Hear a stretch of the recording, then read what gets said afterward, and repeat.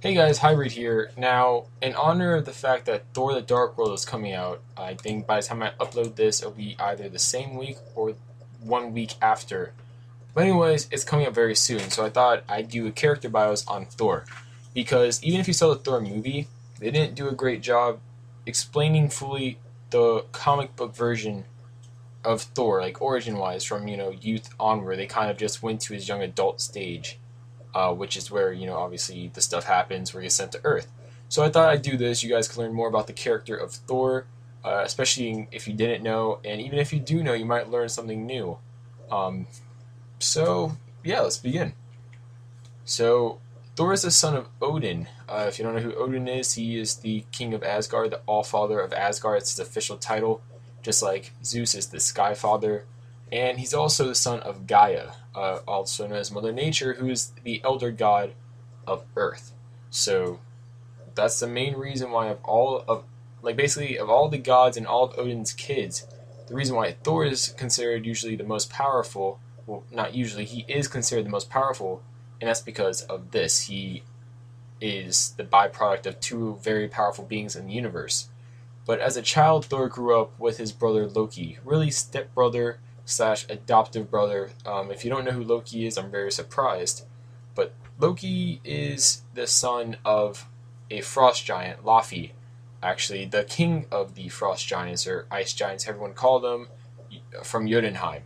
So because of this, really, and the fact that basically everyone knows from the beginning that Thor is going to become the king of Asgard, Loki kind of doesn't like Thor, and in the comics, when they were both younger, he secretly hated him and always tried, because he's the god of mischief, he always tried messing with stuff regarding Thor. It's actually why Mjolnir's hammer, not the hammer, the handle is too short. So yeah, Loki, being Loki, he secretly hated him. Thor grew up becoming a fierce warrior and hero on Asgard. In his teenage years, he was pretty well known in Asgard, and he is pretty dedicated to training and getting stronger and getting better. A lot of that for Mjolnir, because as soon as he saw Mjolnir, he wanted to be able to lift Mjolnir. So a lot of that drove him to being who he is today. And also at the same time, he would travel to Midgard, aka Earth, and socialize. Now, by socialize, I don't mean he wanted to say hi to people. He usually was just banging a lot of women, usually around the Viking area during, the Viking era, when the Vikings were most prominent in the upper European areas. And this is one of the reasons he became one of the Norse gods of man, because he'd visit there so much and kind of advertise, I think that might be a good word, he kind of advertised himself, be very present in their lives. By the time Thor was a young adult, I'd say between 18 to 20, he had many feats across the Nine Realms. He went on many adventures, journeys, whatever you want to call them. But during this time, Odin also tested Thor's purity of heart by sending him on, some very specific adventures and journeys with, other people like Sif and other friends. A lot of usually it ended up being with the Warrior Three. That's why they work so well together, is because they've had all these adventures. But these tests that Odin made allowed Thor to prove himself worthy of wielding the mystical and powerful hammer Mjolnir. The one that's most commonly associated with Thor. Now, also during this time, when Thor was around 20 years old, he got into a quite long-lasting relationship with Sif, who's also a goddess herself. Over the years, though, Thor became quite arrogant, causing many conflicts with enemies of Asgard. During a conflict with the Frost Giants, he ended up violating a truce, for lack of a better word, and because of Thor's pride and arrogance, almost caused what could have been a quite catastrophic war between the Frost Giants and Asgardians. Odin, at this moment, then decided to punish Thor severely for his actions, because by now, Thor had Mjolnir, and he was supposedly worthy to wield Mjolnir, but obviously, he kind of, after he got Mjolnir, he kind of went down the peak, because I guess, he reached his goal. There's nothing really, he had nothing really to strive towards. Also, though, this is most popularly known now because it was very well shown in the Thor film that came out a few years back, the setup for Avengers. So you guys probably know this part pretty well. Now, Odin, after Thor's recent actions, decides to teach him humility, among other things like perseverance, respect, etc.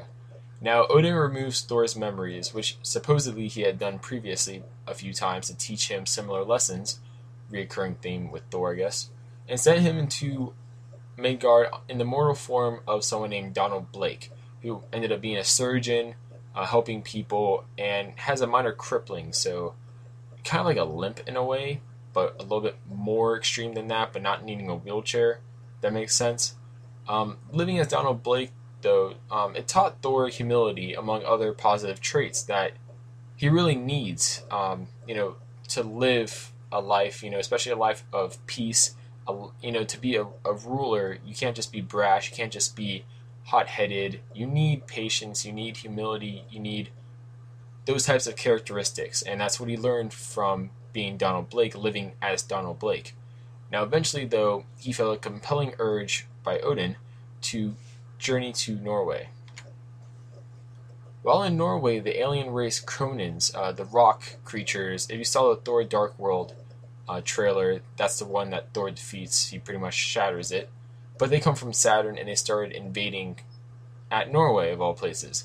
So Donald Blake ran to a cave where, eventually there was a wooden cane there he found, secretly a disguised Mjolnir that Odin placed there.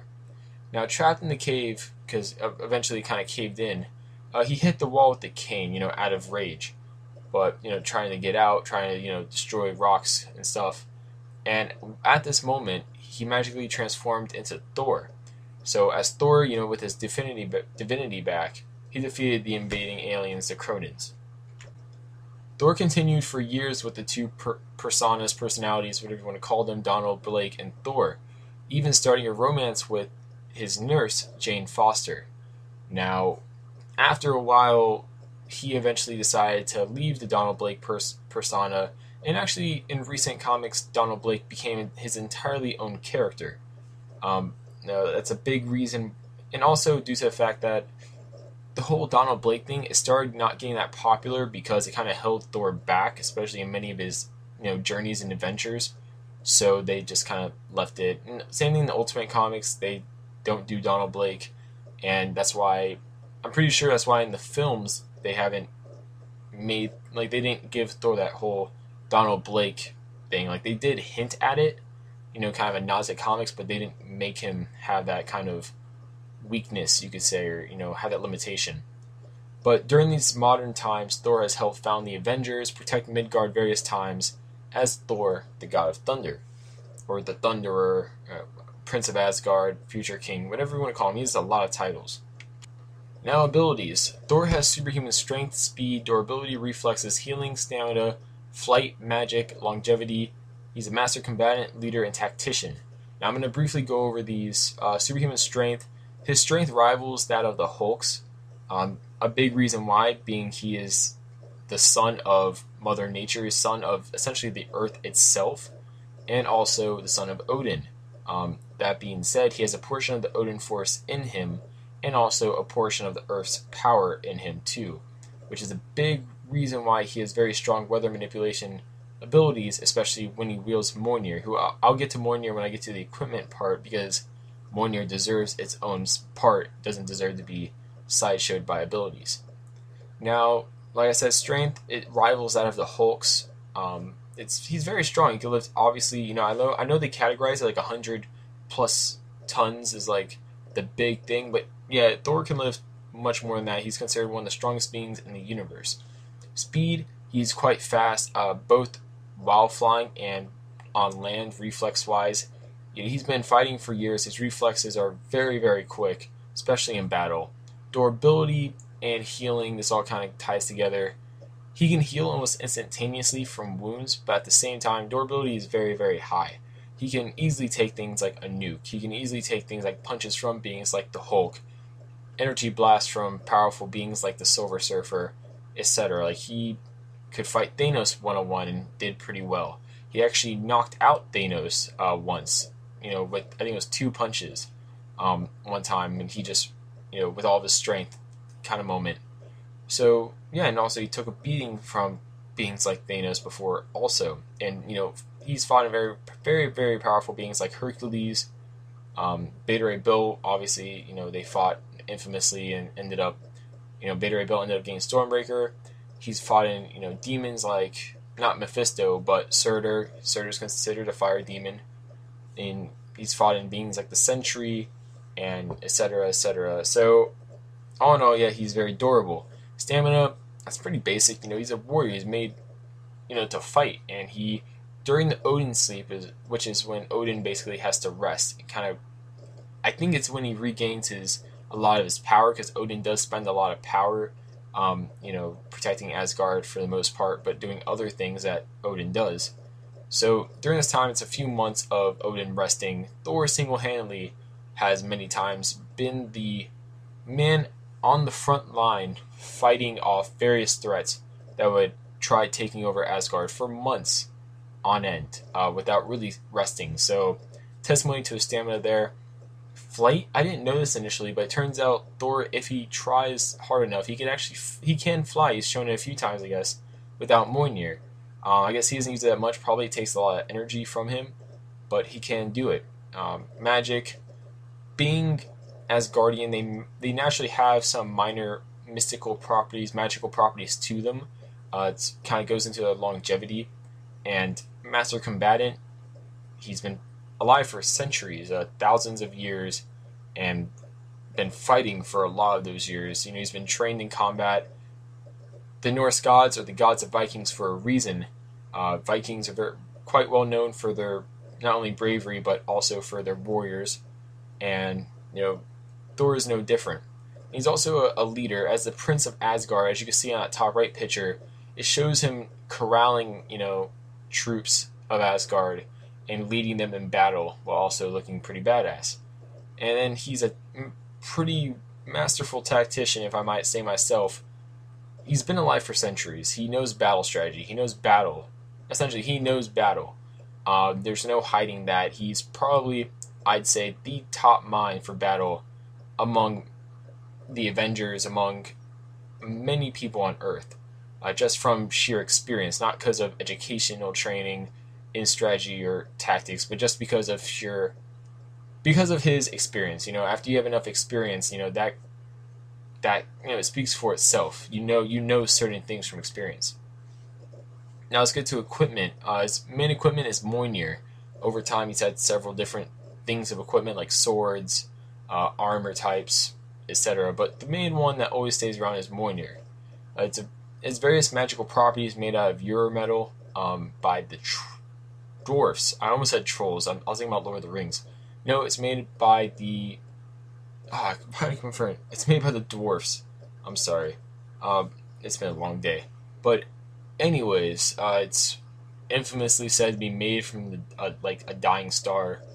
It's for all intents and purposes indestructible. Odin has put various enhancements on it, like the worthy enhancement. So only those worthy of lifting it can lift it, which really means if Odin likes you, you can lift it. There's been various times Thor, even though worthy to lift the hammer, because of Odin, wasn't able to lift the hammer. So, it really is Odin. If you're on his good side, you can lift it. If you're not, eh. Now, the hammer can also project and manipulate energy, control weather. It grants flight to the holder of it, teleportation, and I said, project and manipulate energy. There's various types of energy manipulation. Basically, any energy type you could think of, the hammer can manipulate, project back at the person, shooting it at them, etc. Even cosmic rays from the Silver Surfer, infamously, Silver Surfer admitted that the hammer is quite superior to him when it comes to power with energy manipulation and things like that. Now, also control weather, weather manipulation, you can call it that. Also, Thor has been said he could manipulate any storm in the world. He actually beat Storm herself, the X-Men Storm, who can also control weather. That's her power. He beat her, in that category and also in combat during Avengers vs. X-Men. Which honestly, I don't think anyone thought Storm would beat Thor, but, I guess they did it anyways. So there you go. That's kind of a brief thing about equipment. And then recommended reading. Now, obviously I recommend Journey into Mystery number 83. That is the first canon appearance of Thor, because he appeared supposedly beforehand as a different type of Thor, and they just tried saying it's a different incarnation of him. Then we have Thor the Mighty Avenger Volume 1. Now, this one, it kind of just goes over his banishment on Earth, much more modern-wise. So, if you want to kind of get a much more modern feel for Thor's banishment, check this one out. It's pretty cool. It goes over, the Warriors 3 stuff, Jane Foster, a few other characters that have been pretty core to Thor's mythology, Thor's history. Then next there's Thor Volume 3, issues number 1 through 12. Now this is a very, very popular collection written by J. Michael Straczynski. I think that's how you say his name. A lot of fans acclaim this run, the storyline is written in 2007. Pretty much it's post-Civil War. It deals with, the return of Donald Blake, Asgard floating above Oklahoma, essentially. And it deals with Asgardian society, how they're doing, etc. Kind of how they all adjust to 21st century, because beforehand they were in a totally different realm. So it's actually quite interesting to read it. After that, we have Thor Ages of Thunder. This one is kind of an origin story, kind of not an origin story. It just kind of shows us Thor before he learned humility. We get a very arrogant Thor, which kind of leads to why Odin would banish him. It develops that version of Thor more, so you can really get a feel for him, because in the other previous stories, they don't really give you that much exposition on Thor before he ended up getting banished, so you don't really understand fully. Beforehand you could be like, well, Thor made a mistake, people make mistakes, but now you can understand, hey, this guy is really arrogant, he really needs to learn humility, etc. Now, after that, I have The Mighty Thor, issues number 8 to 85. This comic of Thor it's the final issue of its series, but it's really interesting because literally Ragnarok occurs, which is like the end of days kind of thing for Norse mythology, and all the Asgardians essentially die, and they actually kind of stayed by that for a while. I'm very surprised of all the characters. They stayed by the death of Thor and the other Asgardians for as long as they did. And last but not least is the current Marvel Now series, Thor God of Thunder. It's very good, written by Jason Aaron, and they have the God Bomb / God Slayer, God Killer storyline that just wrapped up. They're doing a new storyline now with Malekith, obviously for the Thor Dark World film. It's a very good series, extremely well written. We get to see the future Thor, which ends up being King of Asgard. We get to see the past Thor, who socialized with the Vikings before he got Mjolnir, and we get to see the current Avengers Thor, who is the hero we all know and love. So go check out those series. Those are my recommended reading for Thor, and I hope this character bios helped you guys. Hope you guys enjoyed it. If you liked it, comment below. Give me your thoughts. Who else do you want to see? I have a few characters in mind I want to do, but if I can get your guys' opinions, that's great, because I make these to be viewed. I don't make them just to make them. Also, subscribe if you like the content you see and you're not subscribed already. That's awesome. We really feel the love. And speaking of feeling the love, click that like button too. It's great. I know you hear it all the time. Click the like button. Click the like button. But it honestly really does show us that you appreciate the work, you like the work. So we have a much more larger drive to create that product for you guys. So this is Hybrid. I'll see you guys later with the later character bios. And go watch Thor Dark World. Tell me how you think about it after you see it. If you've already seen it and you want to comment below about it, no spoilers, please, for everybody else's. Kind of just respect everybody else. Be courteous. So this is Hybrid, and I'll see you guys later.